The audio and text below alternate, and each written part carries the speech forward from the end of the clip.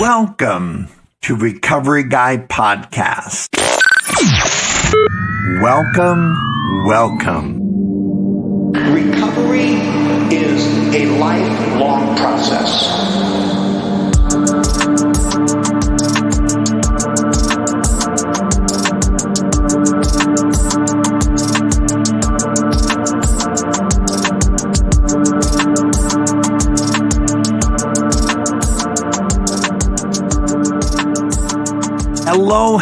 Hello. This is Robert. I am the Recovery Guy. And if it's Tuesday, this must be the fix. Welcome into the studio. I'm excited about today's podcast. I've got some good things lined up for you. I think you're going to appreciate it. I think we are on the same page in what we're pursuing and how we go about it. And I think that's why you come back to continue to listen, and we are so grateful for that. We are getting great reviews and great responses from, iTunes podcast. Of course, Spotify is doing well.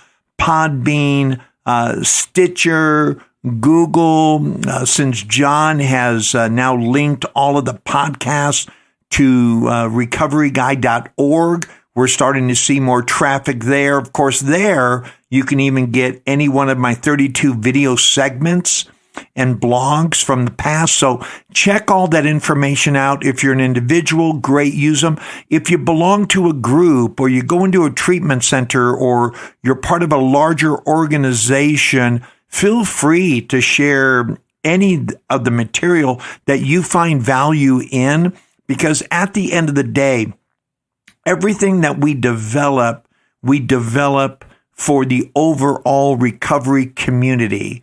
And I know a lot of my things are alcohol or drug related, but again, the principles that we lay down here that John and JJ and I are committed to sharing are principles for living, that, as the big book says, demand rigorous honesty. So if you're a person who's willing to be honest, if you're a person who's looking to learn how to live, then I think we can change some of the nouns or the behaviors or the substances, substitute for where you were struggling, and then you can use that as your package moving forward to begin learning how to live this wonderful life we've been given. The other day, I've conducted a program. As many of you know, one of the things that I do is I work for a major bank, and I develop training programs on how to think and how to approach the course of your day. And one of the young people came up, and I'll tell you, I'm so impressed with some of these young people I'm meeting. They're really aligned and looking to become more aligned, to be more effective, and really searching with themselves. And so this young man came up to me after my class with them, and he said, "Hey, who do you suggest?" Because I always say, podcast, inspirational books. You've got to go find what works for you. So the young man came up and said, "What do you do? What do you listen to?" And so I listen to specific things like many of you do that have found who works for you and who speaks to you in your language and helps direct you in the path that you're going in. But for some of you who haven't dialed in yet, it's kind of like learning what your palate is, learning what foods you like. That takes time. Sometimes you might want to go into like a taste kitchen, right? To see what your palate likes and appreciates and enjoys. And the same thing with podcasts. So here's what I'm going to do. You've heard me mention a couple of them before. I'm going to suggest you go back. So here's what I would suggest that you do. I want you to go to On Purpose with Jay Shetty. Jay's an awesome cat. I think Jay right now is currently the most popular podcast on the planet. Not a bad thing to be known for. But more importantly, Jay's a pretty cool cat. And you'll appreciate his approach to wellness and recovery. And I think you'll appreciate the wide range of guests and topics. So it's Jay Shetty on purpose, right? And what Jay does and how he lives his life is on purpose, right? So when, and I love when I found that out about Jay, because people ask me, how are you this way day in and day out? You're always so energized. You're ready to go. You're positive. You're sharing. You're caring. You're being a part of other people's lives. I said, you know what? This is on purpose. I do this by a plan. This is by design. I just didn't happen to fall out on a particular side of the bed. I got off that side of the bed on purpose. Even before I got out of bed, I awoke and I had a plan and I asserted my energy to be positive for the day. And then I just went and made it happen. I aligned all of my agents. I petitioned God through my relationship with Christ, and I just began to go out, and I purposely made a difference to be a particular way for that day. So Jay Shetty, awesome cat on purpose. Again, another one of my cats you're going to check out. QOD, quote of the day with Sean Sexton. Just like Jay Shetty, Sean has different guests, different topics every day. You can, it's like a smorgasbord, or from some of you, it's like a buffet where you can go in and taste a little bit of this and taste a little bit. Now, Jay's podcasts have a tendency to be longer, so you might want to make a real commitment to some of them. Don't just listen for 2 minutes and then throw them away or discard them, because some of the deeper contents, you have to peel back some layers before you really find the content and the gold. So make sure you give Jay a chance and his speakers a chance when you do that.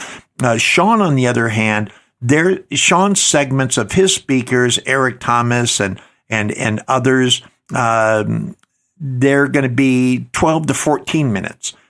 But that's still just a sample of what the talk is. So listen to those two. And then there's a third one called The Art of Charm. Really interesting, very more business directed, but interpersonal skills in there. So if you're looking for what podcast to go listen to other than, of course, mine, thank you for listening, do, again, Jay Shetty on purpose, Sean Croxton with quote of the day, or QOD, and then, of course, Art of Charm. Look at those, see which one you'll find. I guarantee you, if you're really searching for someone, those 3 podcasts, you're going to be able to find multiple speakers and motivational gurus who will help assist you no matter where you're coming from and where you want to go. So make that commitment to yourself. So here we go. Today, here's what I want to do. I want to talk about the pursuit of happiness. And I think that almost sounds like, well, of course, Robert, who wouldn't pursue happiness? Well, if everyone who said they were pursuing happiness was pursuing happiness, why do we meet so many people who aren't happy? Is it because they're really not pursuing happiness? Or they're pursuing a brand of happiness that is only masquerading as happiness?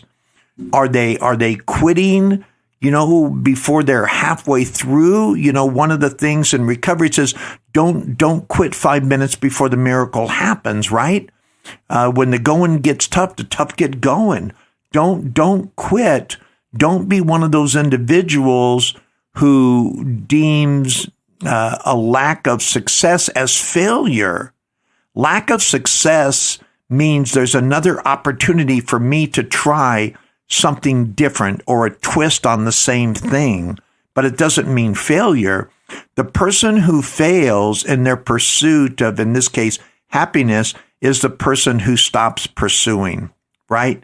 So here's what I want to do. I want to talk about that today, but I want to read you something which I think has been profound, because, for those of us who listen to this podcast, and I am a listener as well as a podcaster, because I want to hear myself speak. I want to make sure the path I'm on and suggesting you incorporate is a path that I want to continue to work down. Otherwise, I need to change my message, right? I need to become my own, not critic per se, but I need to become my own listener so I know that what I'm sharing would ultimately make sense to you, because it is making sense to me.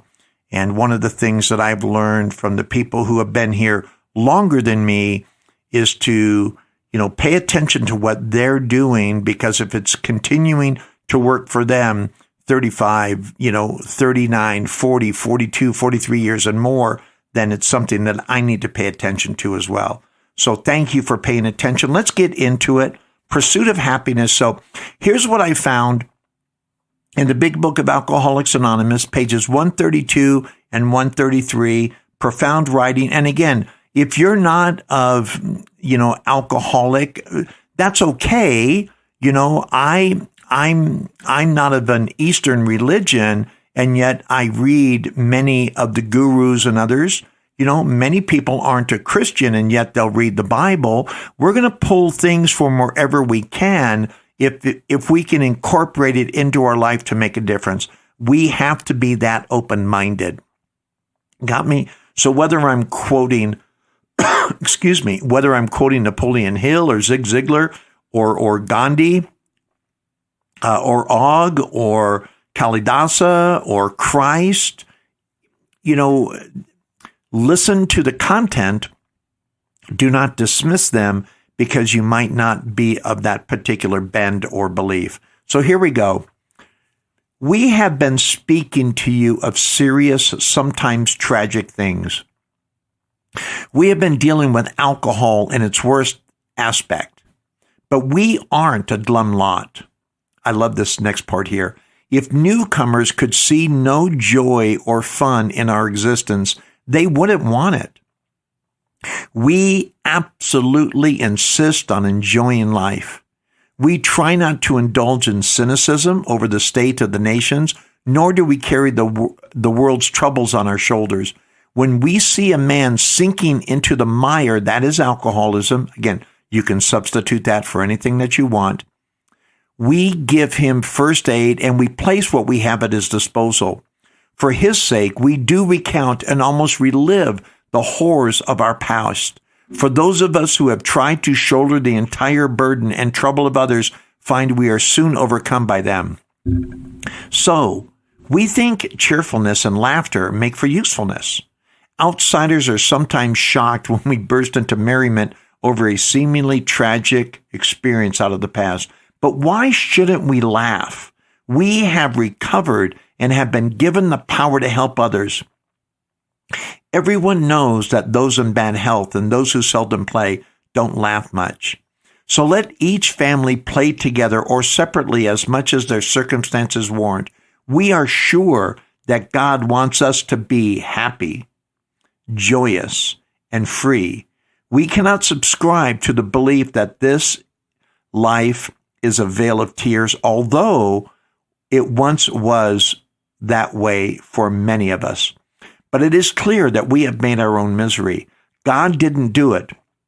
Avoid then the deliberate manufacture of misery, but if trouble comes, cheerfully capitalize it as an opportunity to demonstrate His omnipotence. Thank you for letting me read that to you. Go back and listen if you're like me, and repetition is the mother of learning, and you need to listen more than once to absorb the content. It's great stuff here. That was pages 132 and 133 from the Big Book of Alcoholics Anonymous. Here's the thing. God wants us to be happy, joyous, and free. So is it osmosis? Is it enough that God wants something for me, so He just sort of implants it one time, or is it something that I need to pursue?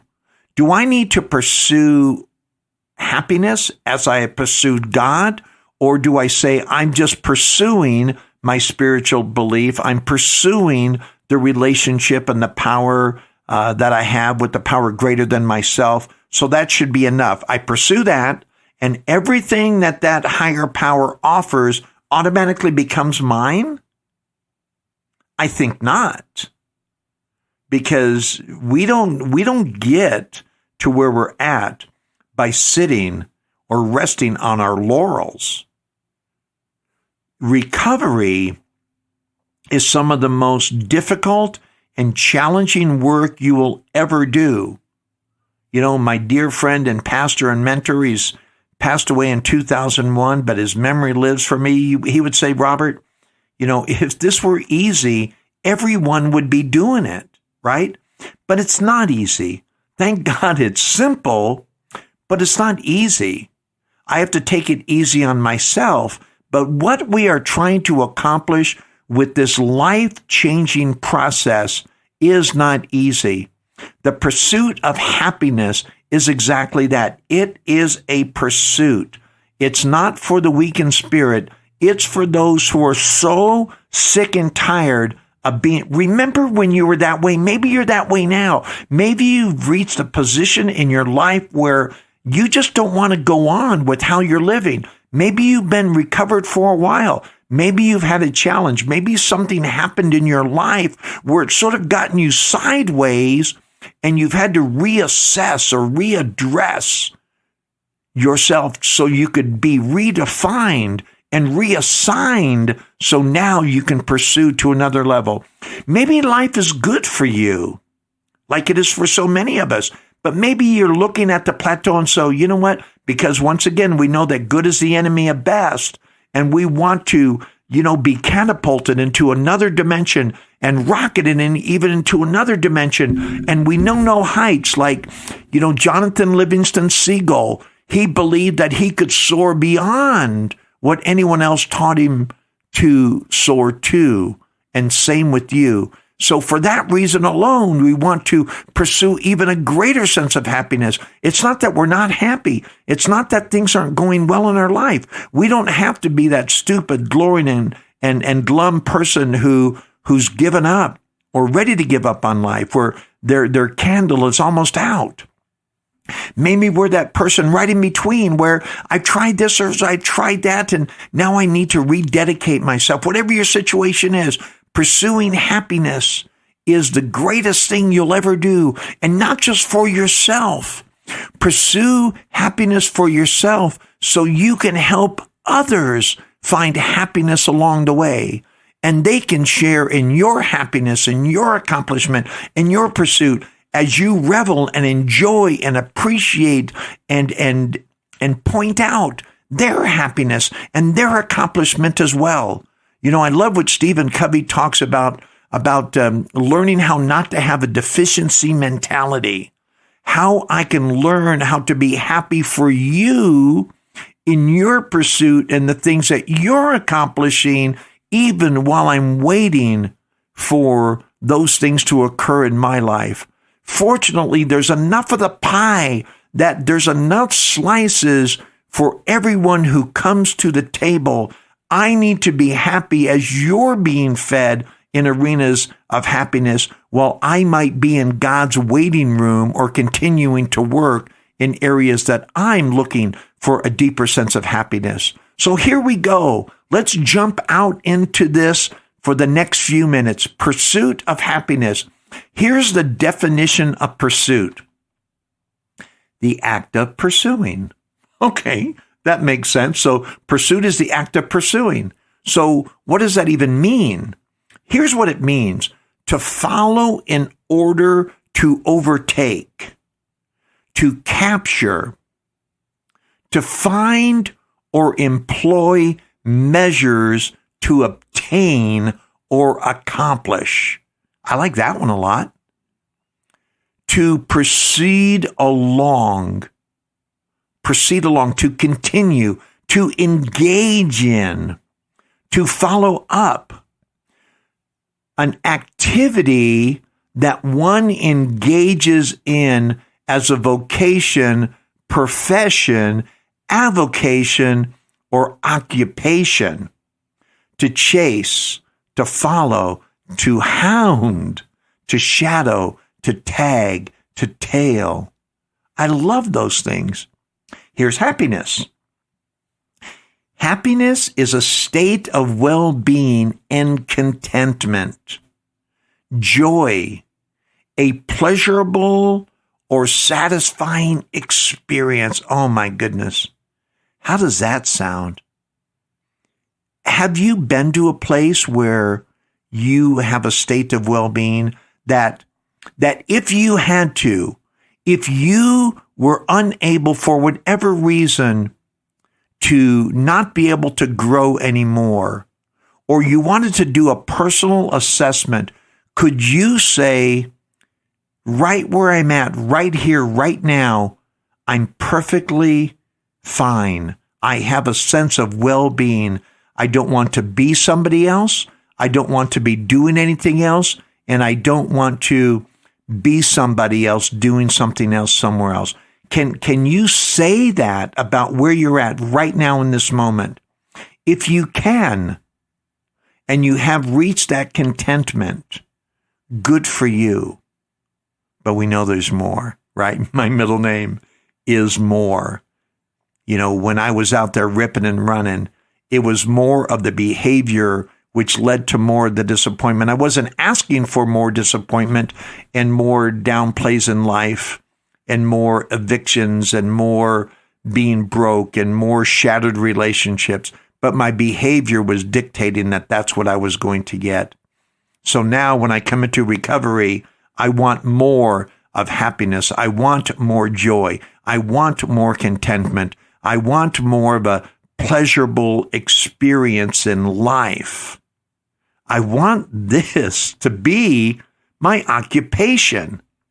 Some of the synonyms are beatitude or blessedness, bliss, joy, felicity. I love those words. More than simply a positive mood. Because someone could say, hey, how you doing? Oh, are you happy? Oh, I'm happy. That's their mood for the moment. But happiness is ingrained. Happiness is part of our DNA, who we are, because that will determine whether or not our happy mood is based on an intermittent external interaction rather than a deeper sense of who I am. Happiness is a state of well-being that encompasses living a good life with a sense of meaning and deep commitment. This is what people are attracted to. They see me day in and day out, and they know there's something different about me. Do they see something different about you? Or do they see you more like Mr. Toad's Wild Ride, where you're high one day, you're low the next? Everything is circumstantial or situational based on what others or things are doing to you or with you determines that positive mood? Or do you have a real sense of happiness, a state of well-being that encompasses living a good life? Again, with the sense of deep meaning and contentment. Happiness is that feeling that comes over you when you know your life is good and you can't help but smile. You know what I'm talking about? That smile where someone says, you got something going on. It's what recovery calls attraction rather than promotion. You don't have to ask me if I am recovered from a seemingly hopeless state of mind and body. Just watch me for a minute, right? See what my life is about. Happiness is a sense of well-being. When people are successful or safe, they feel happiness. So happiness is even an emotion, but it's also, more importantly, a state of being. If we want to keep that happiness alive, it has to translate from a particular externally motivated temporary mood to something that's from the inside out. I love Stephen Covey in the quality movement. It's that inside out approach to change and quality. I want my happiness to show a degree of being delighted, of being pleased, and being glad. Even when things don't go my way, am I happy? Am I feeling a sense of joy? If my car breaks down, am I at least grateful and happy that I have two good legs to walk to wherever I need to go to get assistance, right? When things don't go my way, am I still happy? Do I see the other side of the coin? When I get into an accident, I got into an accident recently and a person hit me and everyone was fine. And it was frustrating. It took time out. I had to go to court, go get my vehicle fixed, go to insurance adjuster, finagle over whose responsibility it was, all those things that come with an accident. And on one hand, it was a messy situation I wish I could avoid it. But the whole way through, in order to stay happy about it, I had to be grateful for being in the accident. I had to find a sense of contentment within that to make sure that my happiness was not based on what was going my way when I wanted it to go. And so I had to look at the other side of the coin and the opportunity to chat with the person I'd gotten into an accident with. I got to realize that I was really okay. I got to remember that my insurance was paid up. I got to remember that no one else was injured. There was only two vehicles injured and nothing was overly damaging. I built a new relationship with the person at the collision center. There was so many other things, a great conversation of empowerment with the person over at Enterprise Car Rental where I had to get my rental car. There were so many positive things that helped me be happy and entrench that state of being regardless of what was going on. This is where we need to be. We need to be characterized or have an indicative spirit about us based on the pleasure, the contentment, the joy that we find that comes from true happiness. And I need to pursue it because I want to maintain that happiness. And just like personal recovery for you and me, the reason we can say we are recovered is because we stay in a process of recovery. So I need to continue to follow. I need to continue to overtake. I need to continue to find new measures and deepen or employ the measures that I've used to obtain and accomplish this pursuit of happiness. I need to continue to proceed along the journey that has got me on this course of happiness. I need to recommit myself to the vocation or the avocation. I need to stay active. I need to be one that engages. I need to pursue others who have decided to be happy. I need to pay attention to those who want happiness, but they find it fleeting, to see if I can come alongside of them and help them find new ways to find this happiness that has eluded them, but they are searching for. I need to continue to develop that relationship with God as I understand God and increase my knowledge in areas that will enrich me in my pursuit of happiness. I need to avoid the deliberate manufacture of misery. Because you know what? I have to stop getting in my own way. I need to get out of God's way and pursue His will for my life. But I need to stop being the victim. I need to start being the victor. I need to stop sabotaging things that are good. I need to turn on the light of happiness so the darkness of sadness and misery goes away, and it will. You know, pursuing happiness is part of my lifetime journey. It is not a one-time event. Oh, I'm happy. I think I don't have to do this anymore. No, because there's this thing called life, and life has a way of stepping in our way of happiness. The other day, and I won't mention their name, what a dear friend this person is to me. And they said, Robert, my experience has been that life can come upon you and throw you a curve. And someone I know had something happen to them, and they're an otherwise very happiness pursuing person, and they're happy. That's how their life is characterized. But they thought they were going into one situation, and they were handed something completely different that rocked them, that had the potential to throw their axis completely off, that they would spin into darkness. And they were so committed to their happiness that they listened to what the person said and said, you know what? That's not my truth. I'm not going to own this. This is what I'm pursuing. This is my occupation. This is my commitment to my contentment. This is how I've decided to be. Wow. Isn't that mind-blowing? Here is a person that happiness wasn't a mood. Happiness was a decision. What is your decision? Are you going to pursue happiness, or are you going to manufacture your own misery? The choice is yours. The choice is mine. The choice is ours. Let's support each other. Let us not settle for anything less but victory beyond our wildest imaginations. I want to thank you so much for listening to The Fix. John and JJ and I are so committed to the tenets of wellness, and we want to continue to deliver quality content that will help elevate and shape your life as you pursue going from broken to whole.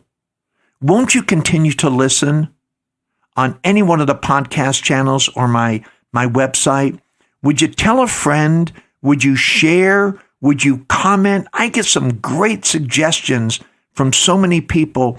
We're encroaching 1,600 downloads now. You're fabulous. Thank you for your commitment. Thank you for encouraging me as we encourage each other. As always, my name is Robert. I am the recovery guy. Thank you for listening. I was trying to do